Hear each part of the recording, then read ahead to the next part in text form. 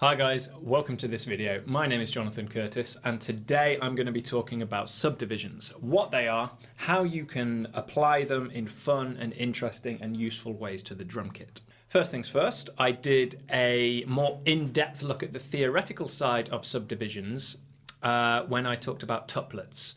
So feel free to check out some of my other videos if you have a desire to go more in depth onto the theory aspect of this. Today I'm primarily going to be looking at the practical aspect of this. Simply put, a subdivision is a rhythmic grouping that divides a beat evenly. So if we've got a beat, 1, 2, 3, 4, a subdivision divides the space in between each beat. So for example, a 3-note subdivision would divide that beat into thirds. Essentially, as a musician, this is telling you to play 3 times per beat.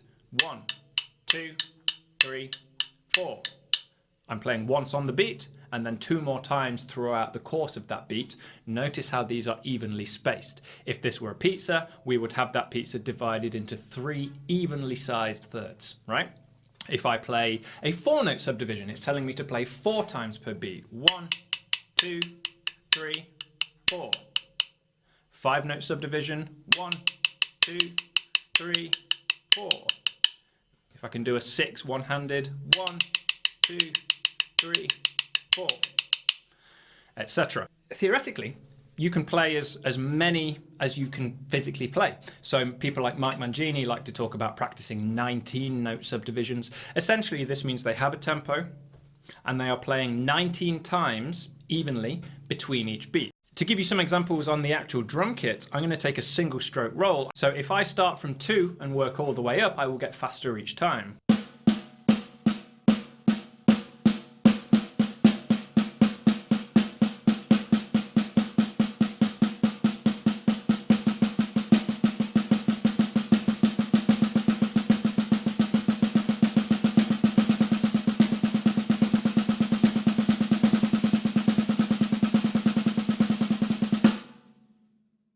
So that was 8. You can imagine, even at that relatively slow tempo, how fast something like a 19-note subdivision would be. We have just stumbled upon the first application of a subdivision, right? If you have a strong understanding of what a subdivision is, and you have internalized at least the common subdivisions, by common I'm probably referring to 2 to 8, which does include 5s and 7s, by the way, don't neglect those.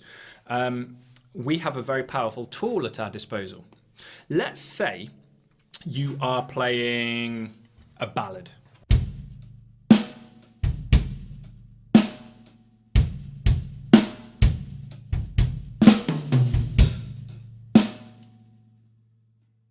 Your tempo is there. 2, 3, 4. That's a slow tempo, right? If you are unfamiliar with subdivisions, you can feel very restricted in what you play because you're thinking slow. Everything I play is slow. The tempo is slow. The song is slow. My groove is slow. Therefore, everything I play has to be slow. So your fills are going to be sort of...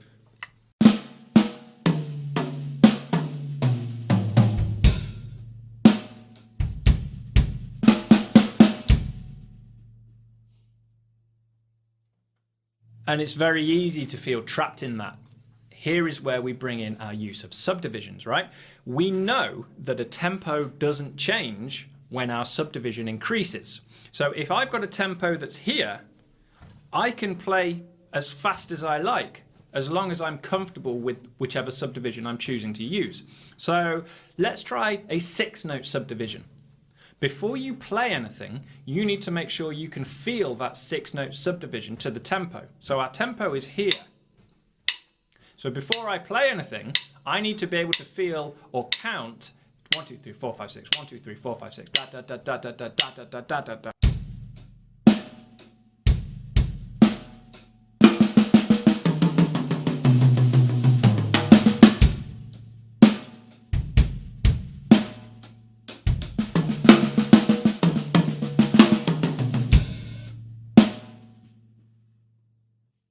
Now, it doesn't matter what I actually play, whether I do a simple single stroke fill or something more complicated or advanced. If I can feel that 6-note subdivision, that entire rhythmic spectrum has opened up to me. I can do the same thing now with 30-second notes, an 8-note subdivision. All I have to do is be able to count it or feel it beforehand. Dagga dagga dagga dagga dagga dagga dagga dagga dagga dagga dagga dagga dagga dagga dagga dagga.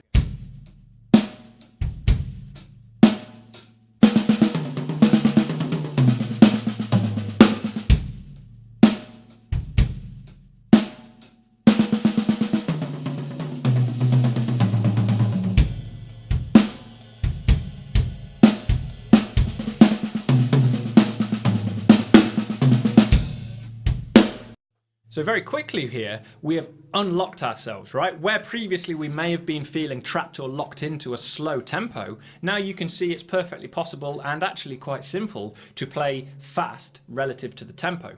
Notice here the use of the terminology, right? I'm talking about rhythmic rates rather than pure speed. Now, yes, if I'm playing an 8-note subdivision, I am playing faster than if I am playing a 6-note subdivision or a 4 or a 2-note subdivision. But when we're talking about the tempo, which is the speed or the frequency of the beat, that doesn't change. So this is where talking about speed can become quite tricky, because you need to ascertain, am I talking about the rhythm, i.e. the subdivision, or am I talking about the tempo, i.e. the frequency or the speed of the beat?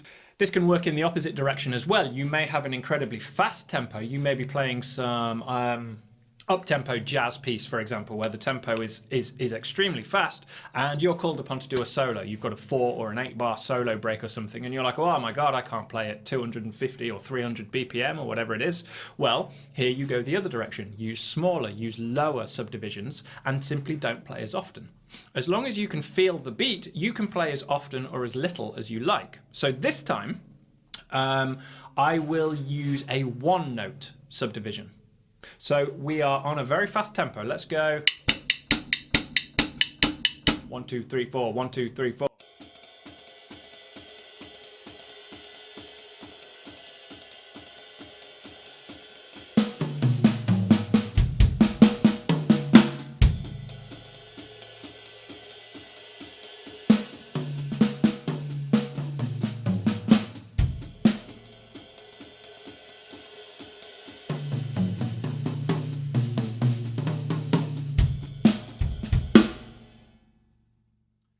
Simply by playing on the beat, I'm perfectly comfortable of playing at that speed, but that tempo is still blazing underneath me. I don't need to play every time the tempo plays, every time the beat plays. I can just play sometimes.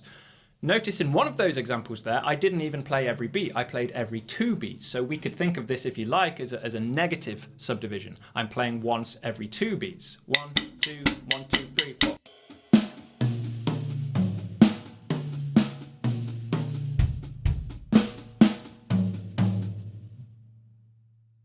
Now, for an up-tempo jazz piece, playing once every beat and once every 2 beats is a very nice and very effective and very simple way to introduce your soloing without having to have blazing chops all over the place.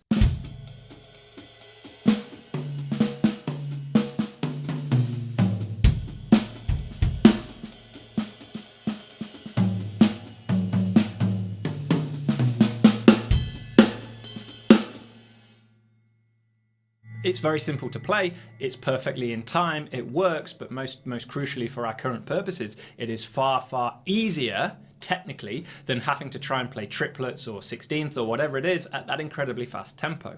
You can use your knowledge of subdivisions to give yourself a lot more freedom in whichever tempo or style or piece of music you are playing.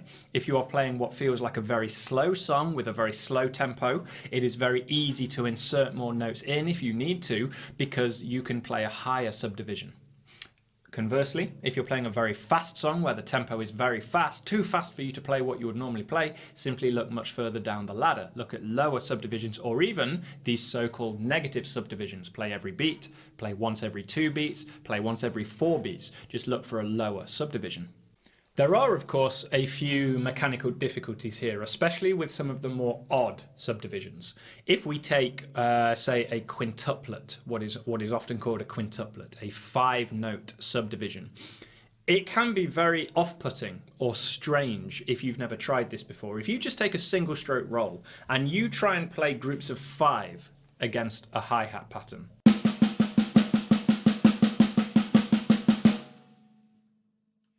The first thing you will notice is that your hands are going to alternate every time which one plays on the beat, because this is an odd numbered grouping, right, left, right, left, right. There's our first 5, which means your second 5 is starting on a left hand. So this is something you need to pay attention to.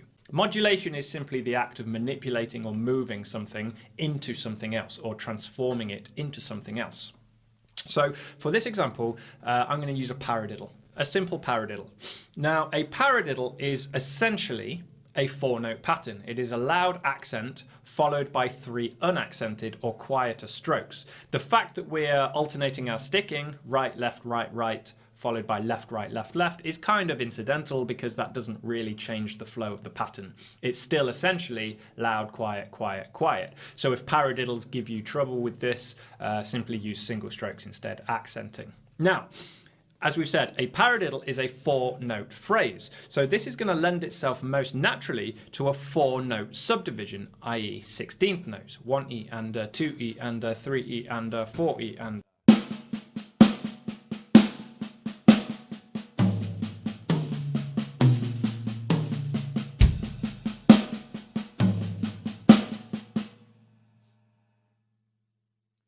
But just because it's a 4-note pattern doesn't mean we have to play it as a 4-note rhythm. Let's drop it down and let's play it as a 3-note subdivision instead. For our current purposes, we can think of these as triplets. So I'm going to be counting this 1 and 2 and 3 and 4 and a 3-note rhythm, but I'm still going to be playing that 4-note paradiddle. Because the accent comes every 4 strokes, that accent is not going to be in the same place every time. The accent is going to move. Now, this is going to give you a sense of dislocation if you have never tried this sort of thing before, because either your brain is going to listen to the accents and you're going to lose the pulse, or your brain is going to listen to the pulse and you're going to lose track of the accents. So if you're new to this and you're trying to practice this, the number one thing you can do is count, right? You need to be able to count one thing while playing something else. You can't just count a 4-note rhythm every time you play a 4-note phrase. So I'm going to be playing a paradiddle, right, left, left, left. I'll play the accents on the toms, but I'm playing it against a triplet. 1 and 2 and 3 and 4 and... A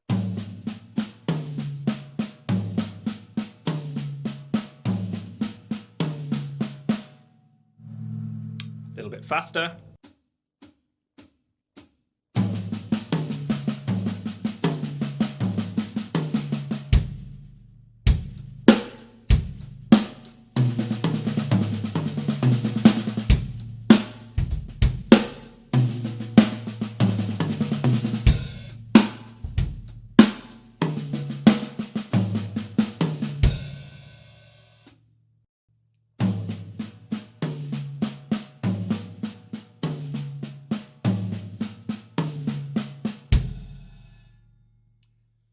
As you can hear there, moving a paradiddle into a different rhythm is going to give you some really interesting results. Let's try a 6-note rhythm this time. So I'm playing 6 times per beat, 1 and a 1 and a 2 and a 2 and a 3 and a 3 and a 4 and a 4 and a, but applying the paradiddle in just the same way.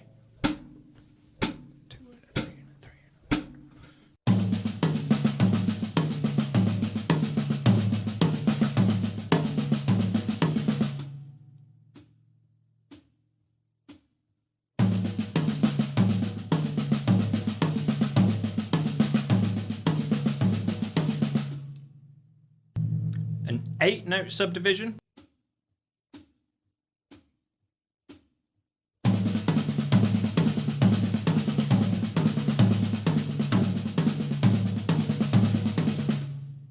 A 5-note subdivision, so I'm going to be feeling this 1, 2, 3, 4, 5, 2, 2, 3, 4, 5, 3, 2, 3, 4, 5.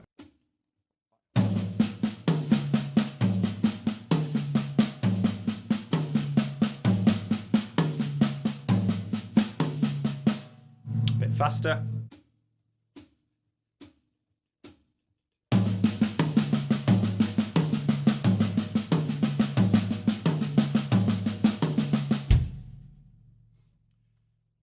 So suddenly, our humble paradiddle sounds like it's got a whole new lease of life because we've again unlocked it from where it previously might have felt trapped. You might have previously only thought of a paradiddle as a da da da da da da da da da da da da da da sitting neatly on that beat. But now, by the application of paradiddle subdivisions, we can branch out. We're free to do with it what we like. So a famous example here is modulating a rock beat, right? This is something that Vinnie Colaiuta likes to do a lot, where he will play a pattern that is a certain note length, but in a different rhythm. So just like we've been doing here, we're going to take a paradiddle, we're going to stick it in a groove sense this time, but we're going to change the note value. So our basic groove will be this. 1 and 2 and 3 and 4 and. Now with that pulse in mind, the first thing we need to do is hear that six note rhythm. Now this would be easy to do if we were using a 6-note phrase. For example, paradiddle diddles. It would sound like this.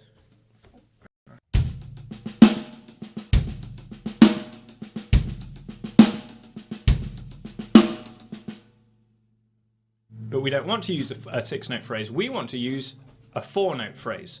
So our challenge here is to hear that paradiddle, but feel and count that 6-note phrase, that 6-note rhythm.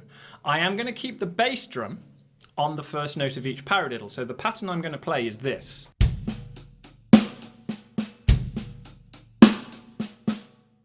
A very simple paradiddle groove, but I'm going to phrase it as sextuplers, as a 6-note rhythm. I will start from the groove so you can get your feel in, try and count along, and then I'm going to jump to this 6-note rhythm.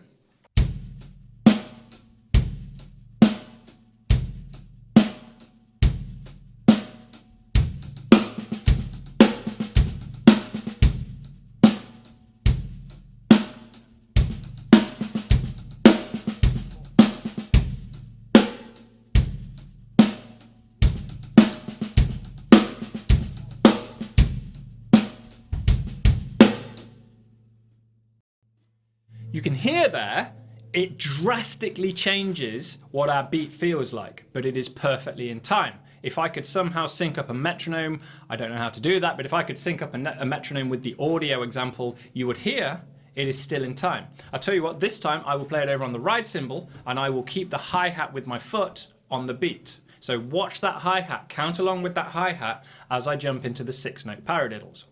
2, 3, 4.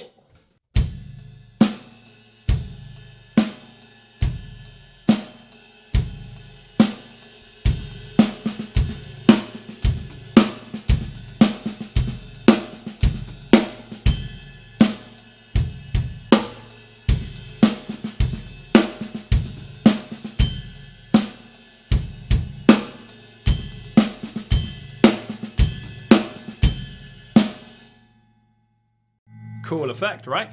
I'm going to do the same thing this time, but I'm going to drop down to triplets. So I'm actually going to slow my rhythmic rate, which again is going to give us a very different sounding beat, but I'm still in time. I'm still to tempo, right? 3, 4.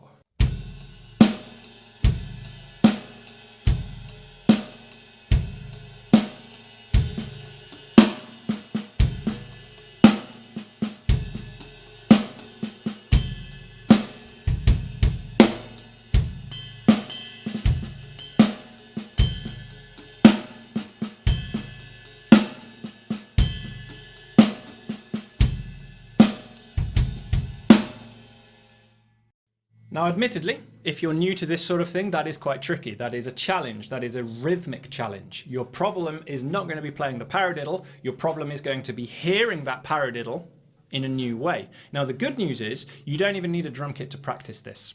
You can practice just by clapping and counting. So you can actually say the word paradiddle, paradiddle. Fortunately, it has 4 syllables, just like the number of strokes it has. So we can practice saying it and clapping it. Obviously, playing it to a 4-note rhythm is very simple. Paradiddle, paradiddle, paradiddle, paradiddle.